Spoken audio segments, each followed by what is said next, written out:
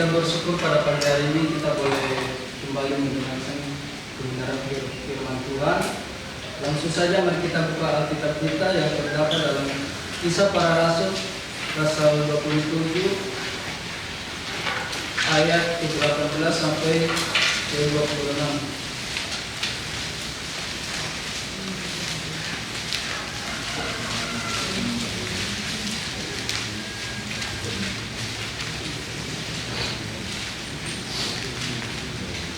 Sudah menontonnya semua?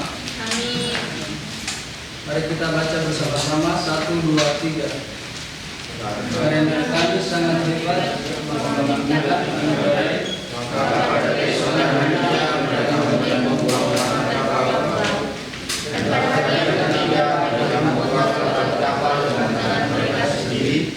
Selama beberapa lamanya mereka menunggu bintang-bintang di daratan dan angin badai yang dahsyat terus-menerus menghantam kami.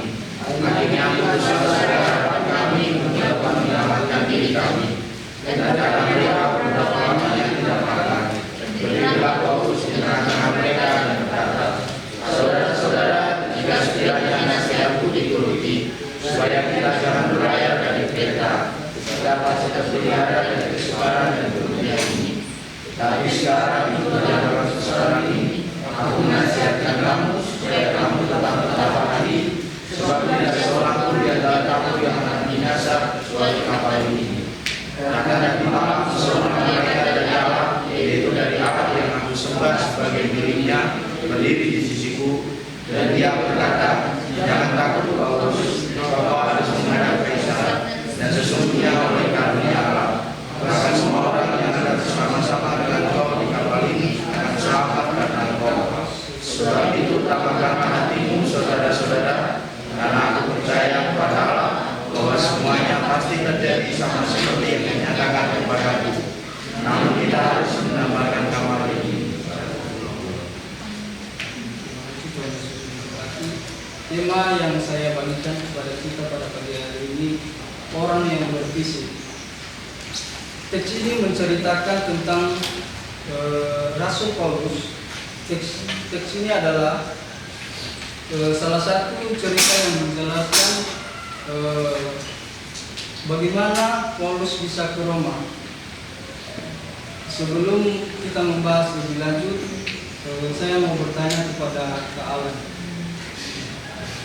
Pertanyaannya seperti ini. Ketika Pak Panji memberikan satu pelayanan, kita tahu sekarang ini Ukraina dan Rusia masih tidak baik-baik saja ya, masih belum aman. Jadi saya mau bertanya kepada Kak Alan, bagaimana jika Pak Panji memberikan satu pelayanan untuk pergi memberitakan Injil kebenaran di misalnya di Ukraina, apakah kalian bersedia? Iya. Kalau masalah ongkos, Pak Panji yang bayar. Kalau pulang pergi. Kalau menurut aku pada saat sekarang aku tak akan kakak. Soalnya aku udah tahu dari keterangan kata lainnya.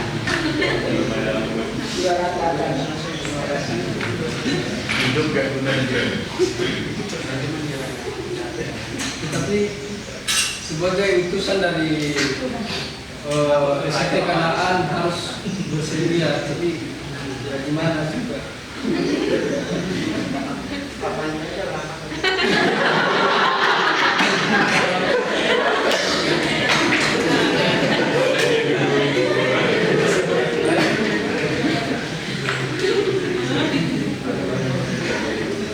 Ceritanya begini, Paulus ditangkap karena memberitakan Injil. Dia disidangkan di Roma, artinya dia dibawakan ke Roma. Tetapi kapal yang dia tumpangi mengalami angin badai di tengah-tengah di jalan menuju ke Roma. Semua penumpang kapal itu hampir mati, tetapi mereka diselamatkan melalui Paulus. Dengan cerita itu, kita bisa merenungkan peran orang Kristen yang benar. Jadi saya mau mengatakan orang Kristen itu sebagai visioner atau orang yang bervisi.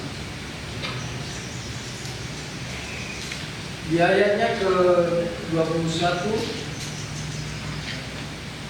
dan karena mereka beberapa lamanya tidak makan, berdirilah Paulus di tengah-tengah mereka dan berkata, saudara-saudara, jika sekiranya nasihatku dituruti, supaya kita jangan berlari dari Kreta, kita pasti terpelihara dari kesukaran dan kerugian ini. Sebenarnya Paulus tidak salah, tetapi sebagai tahanan ia naik ke kapal itu. Allah menyertai dia pada waktu itu. Di antara 26 orang kapal itu, 275 orang yang tidak dapat makan. Mereka ketakutan dan serta penuh kegelisahan karena mereka berpikir mereka akan mengalami kecelakaan. Tapi hanya Pauluslah yang memberi mereka penghiburan bagi mereka pada saat itu. Berdirilah Paulus di tengah-tengah banyak penumpang dengan keyakinan.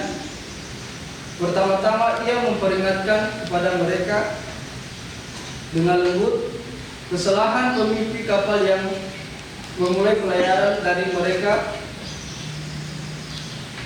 dari Kreta, sebab ia telah menasihati agar mereka tidak memulai pelayaran dari Kreta, sebab ia telah menasihatkan agar mereka tidak memulai pelayaran, dan juga perkataan selalu mewakili firman Tuhan.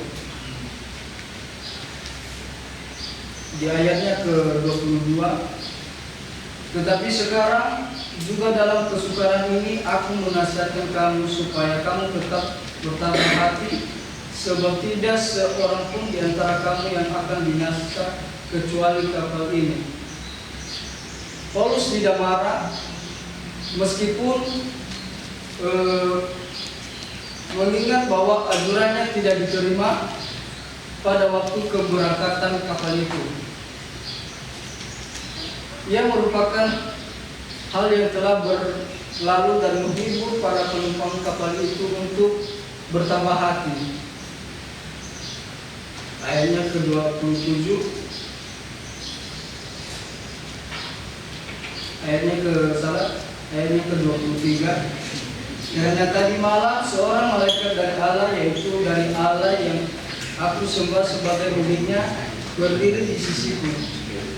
Miliknya berarti kualitas kehidupan rohani yang tinggi. Di dalamnya terkandung iman, pengharapan, dan kasih. Ia memiliki Allah. Ia dimiliki Allah, artinya ia adalah kepunyaan Allah, sehingga hanya tinggal melayani Allah saja. Ayat yang ke-24, dan ia berkata, jangan takut Paulus, engkau harus menghadap Kaisar, dan sesungguhnya oleh karunia Allah maka semua orang yang ada bersama-sama dengan engkau di kapal ini akan selamat karena engkau. Perjalanan seperti ini adalah kehendak Allah dengan maksud agar Paulus menghadap Kaisar.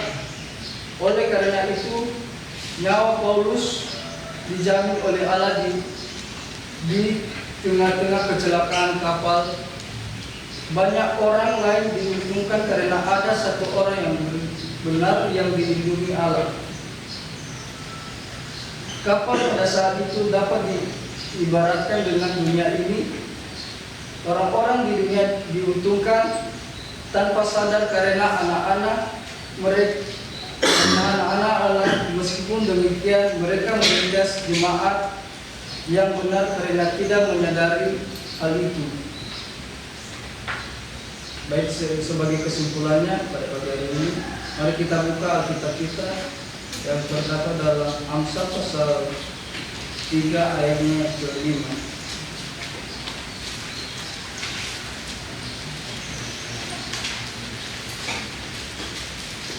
Mari kita baca bersama-sama. 1, 2, 3.